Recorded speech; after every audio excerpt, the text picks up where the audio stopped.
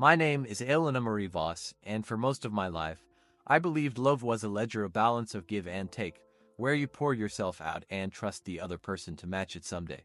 I kept that ledger for Daniel Pierce, my fiancé of 8 long years, with every drop of sweat, every sleepless night, every dollar I scraped together. I was 22 when we met, a freckled graphic designer with a battered laptop and a head full of dreams, my own studio, a little brick storefront with my name in gold letters. Daniel was 24, a scruffy musician with a voice like gravel and honey, always 1 gig away from breaking through.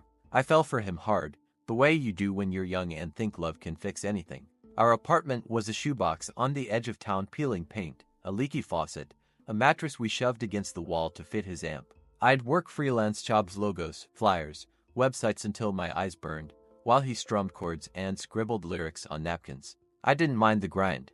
I saw us as partners, me, the anchor, him, the sail. I'd design posters for his shows, book venues, drive him home when he'd had too many whiskeys to stand. Once, I sold my grandmother's pearl necklace, a creamy strand she'd worn at her wedding, to buy him a vintage Gibson guitar after his old one splintered during a bar fight. He kissed me under the flickering kitchen bulb, called me his muse, swore we'd make it big together.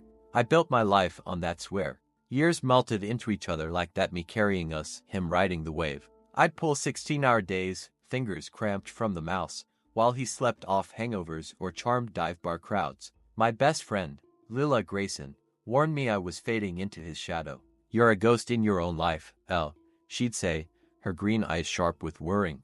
I'd shrug, laugh it off. "He's my future," I'd tell her, picturing a clapboard house, a porch swing, maybe a kid with his hazel eyes. I didn't see the fault lines, not until my body screamed them into focus. Last spring, the dizziness started. I'd be mid-design, lines blurring on the screen, my chest squeezing like someone had cinched a belt around my ribs. I blamed stress, caffeine, anything but the truth. Then came the night I collapsed, March 17th, a Tuesday, rain tapping the windows. I was cooking pasta, steam curling up, when the world tilted. I hit the kitchen floor, the pot boiling over as Daniel found me. He called 911, his voice shaking, and I woke in a hospital bed, wires snaking from my arms, a doctor with tired eyes explaining my fate. Cardiomyopathy. My heart was failing, too fragile to keep up. Surgery might save me, months of recovery, no promises, but without it, I'd be gone by summer. I clung to Daniel's hand, his calloused fingers warm against mine. "We'll get through this," he said. I believed him. I had to. The hospital swallowed me whole, white walls, the hum of machines, the sharp tang of bleach in the air. I couldn't work, couldn't walk 10 steps without gasping. Daniel played the part, at first my rock, my tether. He'd bring daisies, their yellow petals wilting fast, crack lame jokes about the lime jello, sit by my bed strumming an imaginary guitar. I'd smile through the fog of painkillers, grateful for his shadow in the doorway. But shadows shift, and his did too. His visits shrank hours to minutes, then every other day. He'd check his phone mid-story, mutter about band practice or bar shifts, kiss my forehead with lips that felt colder each time, then vanish. I told myself he was overwhelmed. Watching someone you love waste away to break anyone, right? But doubt gnawed at me, a rat in the walls. One night, I woke to his voice outside my room, low, clipped, arguing on the phone. "She's not getting better. I can't keep this up. Soon, I swear." My pulse spiked, a weak flutter against the monitor. Was he talking about me? I wanted to scream, drag him back, demand the truth, but I was a prisoner in my own skin, too frail to fight. The next day, I quizzed Marla, the chatty nurse with a gap-toothed smile. "Anyone else been around?" I asked, casual as I could muster. She paused, fiddling with my well, there's been a woman, brunette, fancy heels, drops off coffee for Daniel sometimes when you're asleep." My stomach dropped. Daniel's sister, Claire, was blonde, living in Portland with her toddler. He didn't have coworkers, he bounced between gigs like a pinball. "So who was she?" I asked him that evening, voice trembling. "Oh, that's just Claire," he said, flashing a grin. "She's in town." Liar. Claire hadn't left Oregon in years. I'd texted her last month about her kid's birthday. I needed proof, and I needed Leela. She'd been my rock since high school, short, fiery, a tech whiz who'd once hacked her cheating ex's bank account to donate his savings to a cat shelter. I called her from the hospital line, begged her to smuggle me a burner phone. Daniel had my real one's passcode. I couldn't risk him seeing.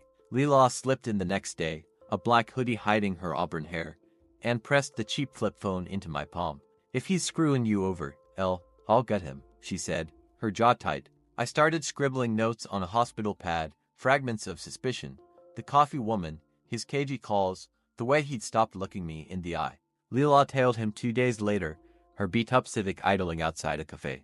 She texted me photos Daniel, arm around a sleek brunette, laughing like he hadn't a dying fiancé tethered to tubes. Her name was Sophia Langston, wedding planner, and they weren't just fooling around, they were building a life. Leela went rogue, hacked Sophia's email, her socials, her cloud drive. She forwarded me everything, a digital dagger to the chest. Love notes, venue contracts, a timeline that turned my blood to ice. Daniel had proposed to Sophia 3 weeks ago, on a rooftop bar while I lay hallucinating from fever. They'd picked a date Saturday, June 14th, a cliffside estate with ocean views, white roses, a string quartet, 200 guests. The same weekend my doctors predicted I'd flatline. My condition had tanked, meds failing, lungs drowning in fluid. They'd warned me I might not see July. And Daniel, he didn't wait for my last breath. He was betting on it. I read their messages in the dark, the burner phone's glow stinging my eyes. "She's fading fast," he'd typed. "We'll be free soon." Sophia replied, "Can't wait to be Mrs. Pierce." The cake's lemon chiffon, your favorite. Invitations were printed ivory cardstock, gold foil stacked in her office while I fought for air. They'd planned it down to the minute. My funeral at 1 p.m. A quiet affair, they assumed I'd arranged their vows at 3 p.m. Champagne flutes clinking as my casket lowered. I pictured him in a tux, her in silk, dancing on my grave. 8 years, my youth, my dreams, my everything tossed aside like trash. Grief should have crushed me. I'd given him my 20s, my savings, my soul, and he'd traded me for a brunette with a clipboard. But something sharper than sorrow ignited rage, a furnace in my chest, fueling me when my heart couldn't. I wasn't ready to die. Not for him. The doctors had my surgery slated for June 7th, a desperate, 50-50th gamble to patch my failing heart. "It's risky," they said. "You could crash on the table." I signed the consent form with a trembling hand. "Do it," I rasped. "I'm not letting him win." I wasn't just fighting to breathe. I was fighting to burn their world down. Surgery day was a blur, June 7th, a gray dawn seeping through the blinds. They wheeled me in at 6 a.m., my chest a drum of panic. I'd written a letter to Leela the night before, sealed in an envelope. If I don't make it, ruin him. She'd squeezed my hand, tears in her eyes, and promised she would. The OR was a sterile abyss, blinding lights, masked faces, the cold bite of steel. "Count back from 10, the anesthesiologist said. I got to 7 before darkness swallowed me. 6 hours later, I woke, tubes down my throat, pain clawing my ribs, a machine beeping my survival. They'd cut me open, stitched my heart into something that might hold. "You're a fighter," the surgeon said, his voice muffled through the haze. I was alive barely. Daniel didn't know. He'd stopped visiting weeks ago, too busy fittings tuxedos or tasting cakes. I told the staff to keep it quiet. "He's not my contact anymore," I whispered, throat raw. "Don't call him." They nodded, no questions asked. I had Leela spread the Lyalunovos past Thursday night, June 12th. Complications. Funeral Saturday, 1 p.m. St. Mary's Chapel, small and private. She faked it all, an obituary in the local paper, a sobbing call to my parents who I'd looped in, their anger matching mine. Daniel swallowed it whole. Leela watched him from a bar's shadowed corner, saw him exhale, clink a beer with Sophia, his shoulders lighter than they'd been in months. I lay in my hospital bed, a ghost in waiting, plotting my return. June 14th was coming, and I'd be ready. Recovery was hell, stitches pulling, lungs aching, every move a battle. I couldn't walk far, couldn't lift my arms without wincing, but I didn't need strength. I needed timing. Leela rented me a black dress, simple, widow-like, a lace veil, and a car with tinted windows. She sprung me from the hospital Friday night, against every doctor's order, and hid me at her loft. I spent hours staring at the USB drive, their emails, photos, texts, a digital arsenal of their betrayal. It was my trump card, and I'd play it at the perfect moment. Saturday dawned bright, the sky a cruel, cloudless blue. My funeral went off at 1 p.m. Leela's masterpiece. She'd rented a chapel, hired mourners, set an empty casket under stained glass. My parents sat in the front pew, playing their parts, while Leela snapped photos of the empty guest book. Daniel didn't show, too busy primping for his 3 p.m. vows. I'd counted on that. Their wedding was an hour away, A cliffside estate overlooking the Pacific, pastel dresses, a breeze carrying salt and roses, a crowd buzzing with anticipation. Leela drove me there, her hand steady on the wheel. We parked at the lot's edge, the quartet's notes drifting through the air. She helped me out, propped me up as I stood, the veil cloaking my face. I was a specter in black, trembling but unyielding. We slipped to the crowd's fringe, blending with stragglers. The officiant's voice rang out, "Do you, Daniel, take Sophia?" And I stepped forward, my heart pounding a fragile rhythm. I lifted the veil. The crowd's gasps hit like a wave.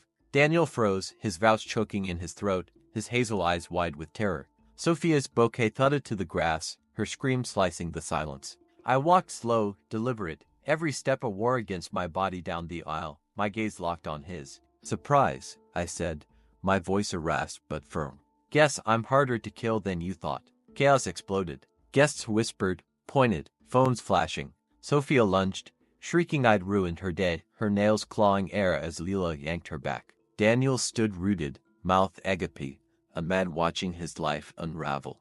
I handed the USB to the officiant, a graying man in a black robe. "Play it," I said. He fumbled, then plugged it into the projector meant for their sappy slideshow. The screen flared emails, texts, photos of them laughing over my inevitable end. "She's fading fast. Free soon." Sophia's voice cooed, "Mrs. Pierce sounds perfect." The crowd turned feral, his mother sobbing, his father storming out, her bridesmaids hissing betrayal. The venue manager cut the power, but the truth was loose, a wildfire no one could douse. I didn't linger. I'd struck my blow. Leela wheeled me out, their dream collapsing in screams and shattered glass. Months later, I'm still mending physically, a patchwork of scars emotionally, a slow thaw. My heart's fragile, but it's mine. Daniel's erect Sophia dumped him, his band cut ties, he's couch surfing, broken and hollow. I don't know if I'll love again, don't know if I can. But I know this, I'm enough. I survived him, survived them, and rose from the ashes they'd planned for me. So here's my truth: don't bleed yourself dry for someone who'd bury you alive. And if they betray you, don't crumble. Stand, fight, and make them pay.